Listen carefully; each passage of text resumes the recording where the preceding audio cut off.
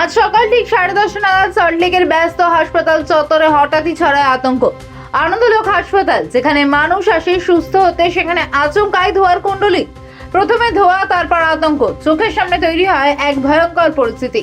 খবর পেয়ে ছুটে আসে দমকল, একটির পর একটি ইঞ্জিন। আগুন নিয়ন্ত্রণে আনার মরিয়া চেষ্টা। হাসপাতালের ভেতরে তখনও দৌড়ঝাঁপ। রোগীদের দ্রুত সরিয়ে নিয়ে যাওয়া হচ্ছে নিরাপদ স্থানে। প্রতিটি সেকেন্ড যেন তখন যুদ্ধের মতো।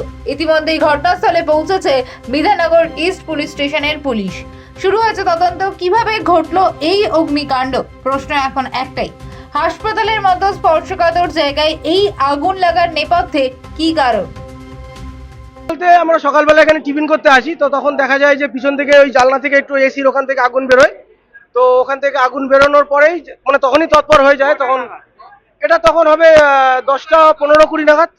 10টা 15-20 নাগাদ আগুনটা প্রথমে লাগে। তারপরে লাগার পরে এবার পিছন থেকে ধোঁয়া দেখা যায়। তো প্রথমে মনে হয়েছিল যে রান্না বান্নার ধোঁয়া।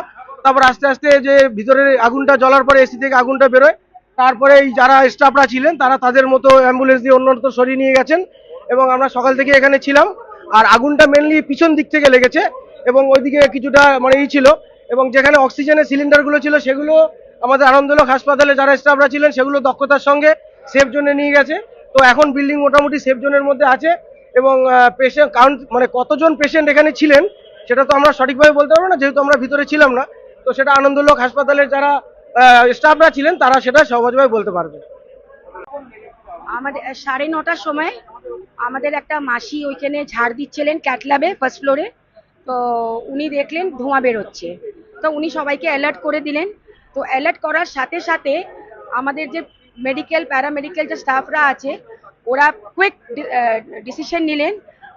একজন দমকলকে ফোন করলেন, আর বাকি সবাই আমাদের 44 পেশেন্ট ভর্তি ছিলেন, ওদের সবাইকে আমরা আমাদের সেফলি আমরা শিফট করেছি CKCL এ। তো কোনো ফ্যাকাল্টি নেই, কেউ ইনজিওর্ড নেই, even the patient, even the staff, সবাই একদম ঠিক আছে। 1 ঘন্টা পরে যখন দমকল আসে তখন জানা যায় ওর কাছে জল নেই। এই 15 মিনিট আগে বাকি দুটো দমকল এসছে, কিন্তু তার আগে আগে ফায়ার একদম কন্ট্রোল হয়ে গেছিল, আগুনটা ছড়ায়নি। সব থেকে ঠাকুরের কৃপা কি আগুনটা ওই ক্যাটল্যাব থেকে বাইরে ছড়ায়নি। তো এমনি কোনো মেটেরিয়াল কোনো লোকসান হয়নি, পেশেন্টরা সব সেফ আছে, পেশেন্ট সব CKCL এ আছে, আমাদের স্টাফ সব ঠিক আছে। আর আমাদের ফায়ার দমকল যখন এলেন তখন উনি বলেছেন কি ধোঁয়াটাকে সাবসাইড হতে অ্যাটলিস্ট 24 আওয়ার্স লাগবে।